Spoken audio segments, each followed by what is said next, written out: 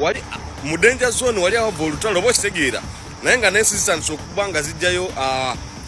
abantu bazo mu nsi ezo nga Iran nga Israel n'ensi ezeetolodde ensi ezisinga ezidiplomatic oba kitegeera.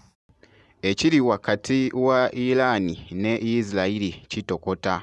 bannange eri bannansi ho kikabuka byengenda okubeera nga nkutuusaako ate nga omukulu Bobi Wine afuddeyo munnange wali eri abatamutegeera munnange ye agamba nti ayagala kubatwala munnange ate mu nsi ensuubize byengenda okubeera nga nkutuusaako bampita Jaminati nsinzira ku Jaminati Yogi era nga kansooke nkutegeezeeko nti nno wali munnange wakati wa Iran ne Israel munnange kiri mu kutokota esaidi eyo naye nga amawulire munnange ate agavaayo gali mu kulaga wali munnange ate abantu abamu mbu batandise munnange ate okubeera nga bajjayo abantu baabwe bannansi esaidi eyo. Okemwe ekiri wali mu ggwanga lya Iran ne Israel banayo watutegedde buuza osigere bagamba nti ensi yagaddewo kye bayita airspace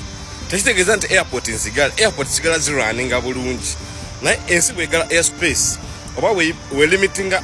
aircraft zazo okuba nga zigenda mu nsi eyo ziba zilimitinze kwegamba ensi erimu danger zone ensi ezirimu obutabanguko oba kigira tebagambye gwadda mu Africa adde Uganda adde Kenya mune bakulimitinze oba kitegeera baba limitinze tebayita danger zone awali olutalo oba awava olutalo oba kitegeera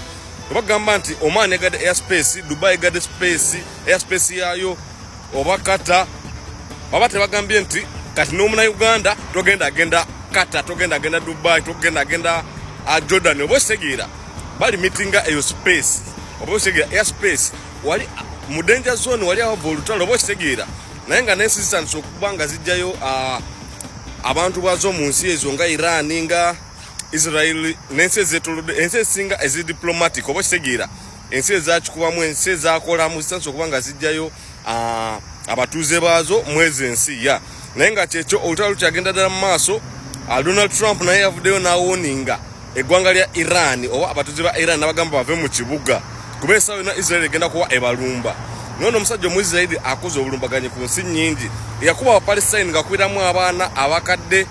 oba kitegeera so kati kekaseera naye awulire ku bukambwe oba kitegeera so byebyo olutalo lukyagenda ddala mu maaso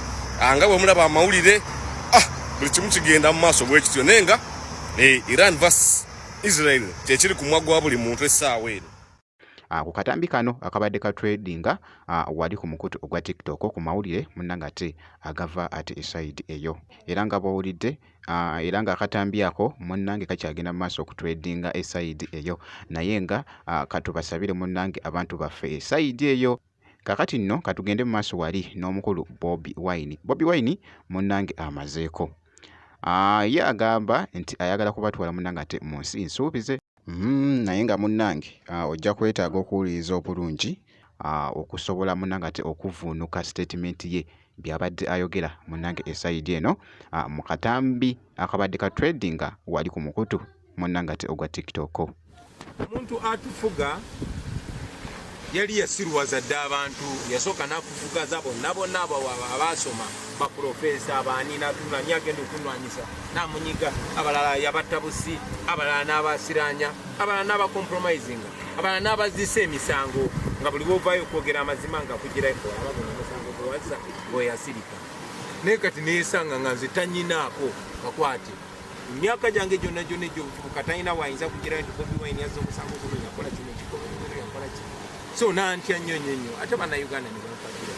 so kati n'albuuka nze ekigendererwa kyange kyali kyakulaga baana bageto nti muli baakabi oba owakanya olaba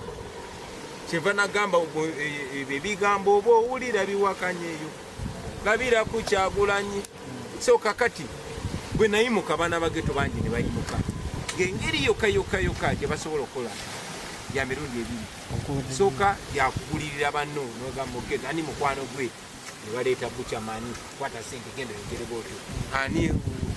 ne baleetoola mikwano gyange gyonna naye ate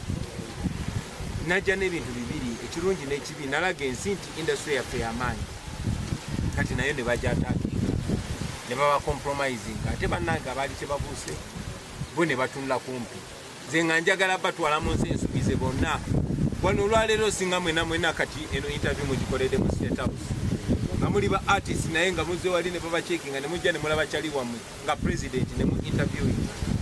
naye bakozesa mmwe kennyini kubanga Malcolm X yatugamba nobody can make you a slave unless when they use you. Abazungu bajja ano okutuwamba bakozesanga batugava naffe ne bafuna mwani alina influence wano genda olwanyisa oli mwanga gezaako genda olwanyise kabaleta n'ebirala bifaanana bwe bityo. So nina kyemalira akozesa abo ba artist banno abalina influence, akozesa abo bantu banno abalina influence, akozesa abo ba bloggers, akozesa abantu abali influential. So weesanga ng'okulwanyisa Bobi Wine mulimu gw'amaanyi nnyo kubanga Bobi Wine agoba oli eyababba. Nja kumaliza nga nkuwa analogy eno nti bwe tubeera nga tulina ssente zaffe omuntu n'azibba bwe tulina ekisawo wano kyaffe n'akikapa n'atandika ne tumugoba ajjamu omutwalo ng'agenda asuula kati bwe muba abasiru mudumira ku bw'omutwalo omwo yengadduka okigera kati nze mulemeddeko mufata bakyali bange baali badde banyambako okufata Museveni tumusuuza ebyaffe bo bali mu kugujubalira ebinyama nakwatayo anze kasita nfunayo ekyetaano abamu batuuka n'ogenda anze Bobi Wine muntu jamulabisa njempayo obukadde 10 jamulabisa bwekityo. Era nga ku sayidi y'emu na bino nno nabyo bibadde bitambula munnange ku mukutu ogwa TikTok. Mpozi na kano kankayiseewo Bannaddiini munansonyiwa gavumenti eno wetekyuka 2026 sidamu okulaba omuntu akomyawo ebbaasa ewange musimanye ekimu eky'ekkumi simanye zino za Maama Maria ekimu eky'ekkumi kyange kyendi mukuwa nkiwa gavumenti eno Katonda we mulaajanira gavumenti ekyuke. Gavumenti eno tekyuka 2026 tewaba omuntu yenna Munnaddiini addamu okungamba ate simanya sasula ekimu eky'ekkumi ate simanya ki. Mukama Katonda wobanga gy'oliwulira essaala zaffe gavumenti eno ekyuke. Naye nga munnange byebyo ate ebitambudde esayidi eyo kakasa nti nno video ogimpera like kwesate n'okusubscribinga